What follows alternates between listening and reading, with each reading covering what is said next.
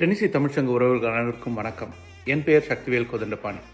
தினம் ஒரு திருக்குறள் என்ற வரிசையில் இன்று திருக்குறள் எண் 1009 பார்க்கிறோம். பால் பொருட்பால். அதிகாரம் நன்றியில் செல்வம். குறள்: அன்போரி தற்சற்று அறநோக்காது ஈட்டிய ஒன்பொருள் கொள்வார் பிறர். பொருள் விளக்கம்: பிறரிடம் அன்பும் கருணையும் இன்றி, தன்னடக்கமின்றி, அறநெறியை பின்பற்றாது ஒருவர் சேர்த்த செல்வம் இறுதியில் அவரிடம் நிலைக்காது. அது பிறரால் அனுபவிக்கப்படும். இதனுள்ள வாழ்க்கை பாடம்: அன்பும் மரமும் இன்றி ஈட்டப்படும் செல்வம் நிலையானதல்ல. நெறியற்ற வழியில் கிடைத்த பொருள் நீண்ட காலம் ஒருவரிடம் தங்காது. அது காலப்போக்கில் பிறரிடம் சென்றுவிடும். இதுவே வள்ளுவரின் ஆழமான சிந்தனை.